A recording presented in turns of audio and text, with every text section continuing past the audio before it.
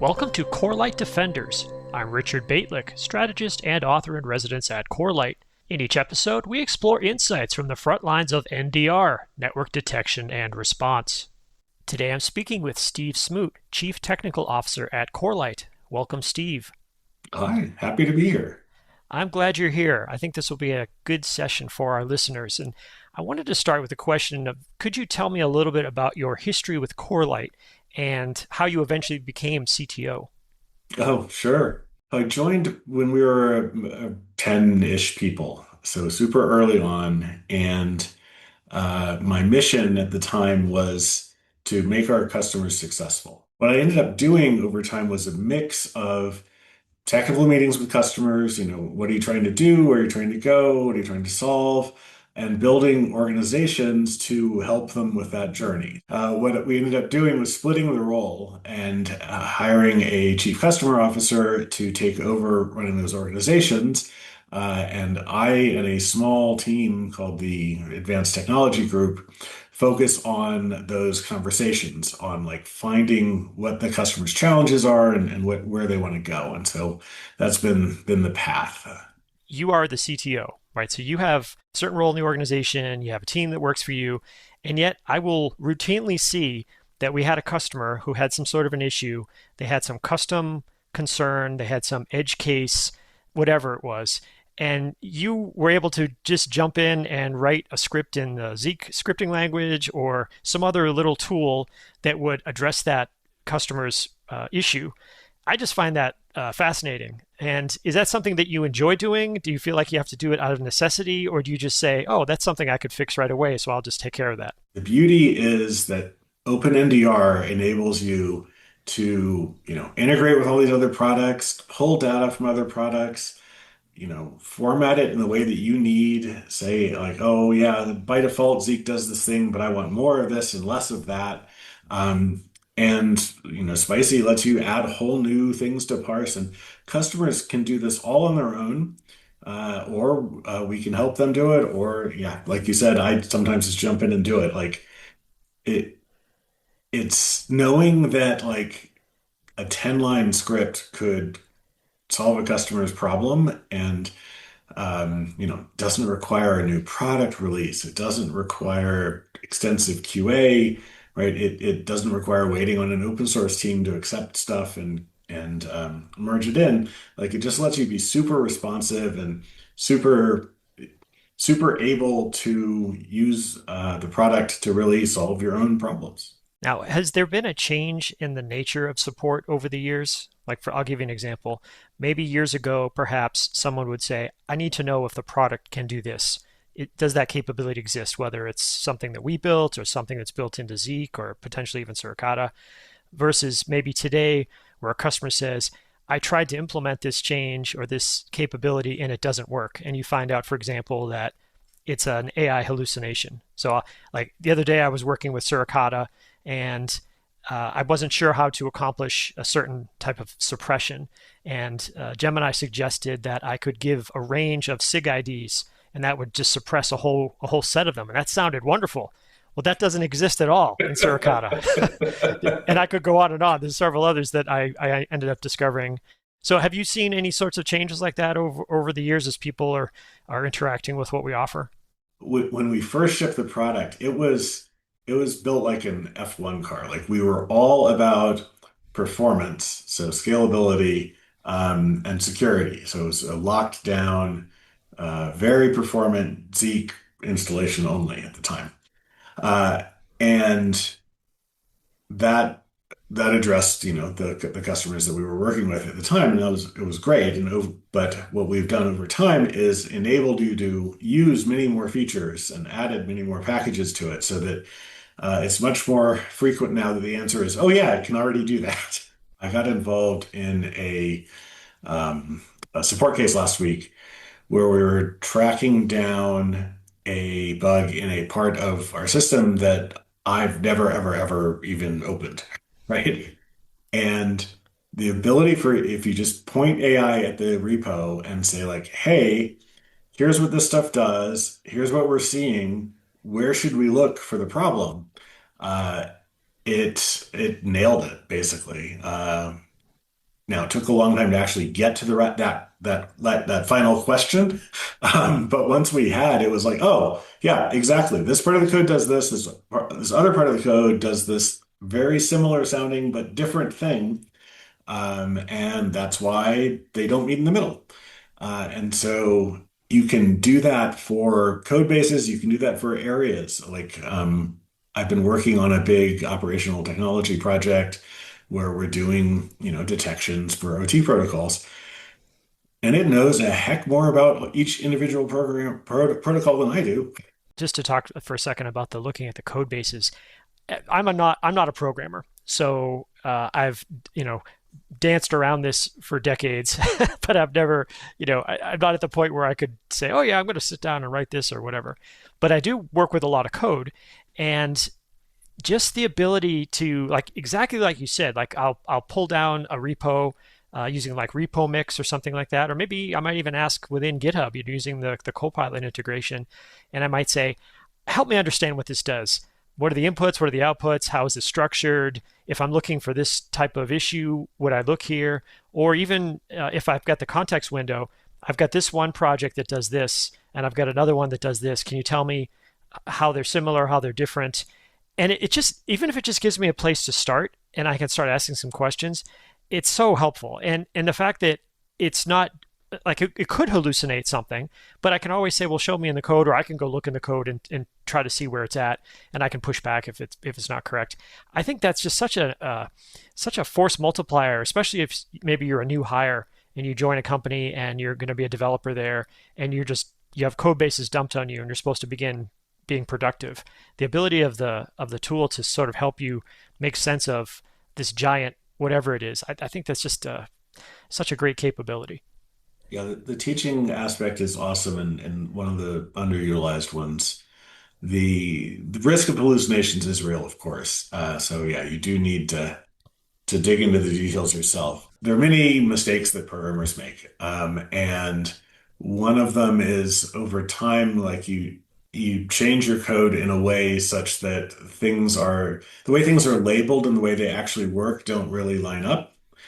And that's a known bad thing to do that, hopefully gets caught in code review, and gets fixed. But it's really bad with AI because it'll see that you're calling a routine a certain thing and assume that it does what it says. Now, Mm. it may catch it. It may figure out that the code and the label don't match, but it also may not, right? Because that's that same trick that hits humans will hit the AI too.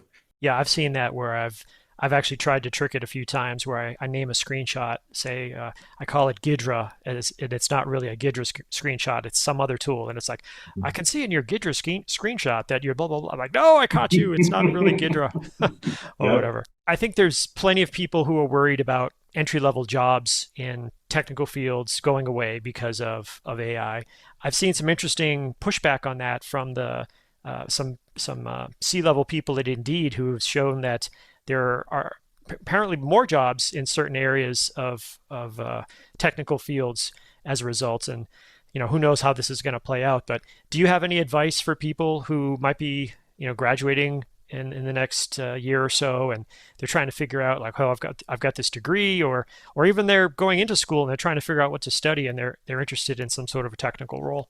There's this funny thing in economics where as the price of something goes down, you end up with a lot more of it. And so it's sort of the reverse in some way of what people expect, right? So uh, if the price of developing is going down, that means we may just get a lot more developing going on. So quick conclusions like jobs are going to disappear may not be very accurate at all.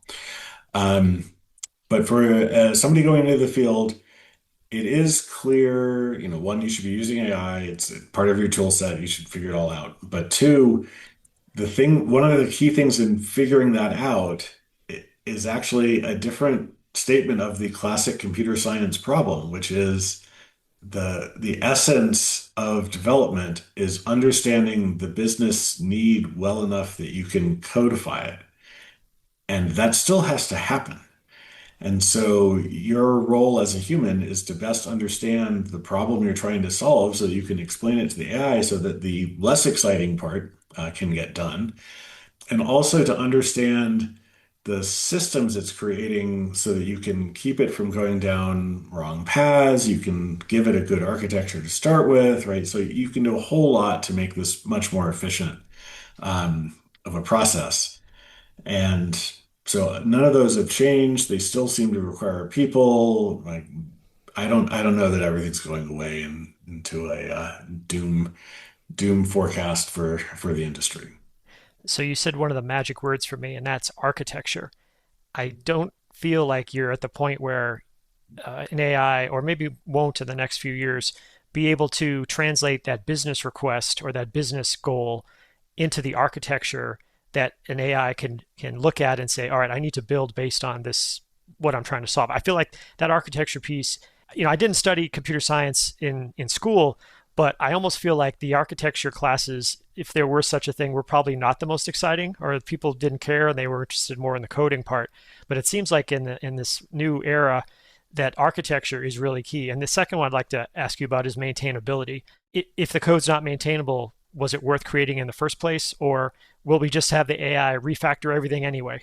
Yeah, both great observations. So architecture, for me, was one of the more interesting parts. One of the cool things you can do with AI is if you're still feeling out what the right architecture is, you can generate like three different ways to solve it and then play with them to see which way works, which is more efficient, et cetera, right? So just um, whereas if you were writing all the code for this, you might not have the time to do it three times. Hmm. And so the shift has been, or a shift that enables is for you to experiment rather than spending a lot of time with a blank sheet of paper trying to figure out exactly which way you want to start. And typically you don't do things right the first time, and so it's great to let you reboot and fix it. That is similar for the maintainability. I think I have a couple different thoughts on that. So one is maintainable is really not important for throwaway code. So if you have a task you need done, like the other month, I needed to pull a bunch of data from Salesforce and munch it around. I could tell from the outputs whether it was working or not. The output was what I needed. Like I was done with this code once I had that, and so it didn't really matter like how efficient it was, how maintainable it was, etc. You keyed on the idea that this puts the computing power, or the programming power in some cases, into just more people's hands. If you think back to the beginning of the industry, computing was something done in these white rooms with people handling punch cards, and it was like this little tiny priesthood of people who worked on this sort of thing. And then with home computing, it started to dilute, and then more computers in the enterprise, and now everyone's got a computer that's super powerful in their pocket. But not everyone, for example, is a programmer, because that requires a certain amount of skill. But with AI, to a certain extent, if you have some problem that you want to solve that requires a program, potentially you can create it. That's what I've done. I mean, the very first thing I ever vibe coded, just to, I literally watched a video on vibe coding. Like, this was like a year and a half ago. And I was like, what is vibe coding? So, I learned what that was, and I said, oh, well, let me just try to make this program that does perfectly square screen captures, because I'd never seen such a thing. And yet, for social media, oftentimes when you post, it needs to have a 1-to-1 ratio, and I couldn't get the screen capture program I was using to ever default to that. It was always, by hand. So I just, vibe coded a Windows app to do it, and then I said, oh, let me try to do one for Linux, and I did it on Linux. And that's something that I could never have done. I mean, I would have to have really learned how to program in C++ or whatever language to make that happen. And like you said, it's just a small thing. I mean, I pretty much use it every day, but it's not like it's an enterprise app. So, and if I decided I needed to another version, I'd probably just take advantage of whatever the latest model is and say, hey, redo this. Look at the old code and solve the same problem. Just do a better job. This is the sort of topic that I think if we were to revisit in 6 months would have even more interesting things to say, because it's just continuing to develop in a good way, I hope. And I'm glad that you're our CTO. This gives me lots of confidence that someone who's at the top of the organization has the right set of skills and attitude to make us successful, but also, like we began with, to make our customers successful, because that's really what it's all about. So thank you for joining me today on the Corelight Network Defenders podcast. My pleasure. Thank you for joining us on the Network Defenders podcast, sponsored by Corelight. We will see you on the network. You've been listening to Corelight Defenders. To stay informed with expert intelligence on today's cybersecurity challenges, please subscribe to ensure you never miss an episode. We'll see you on the network.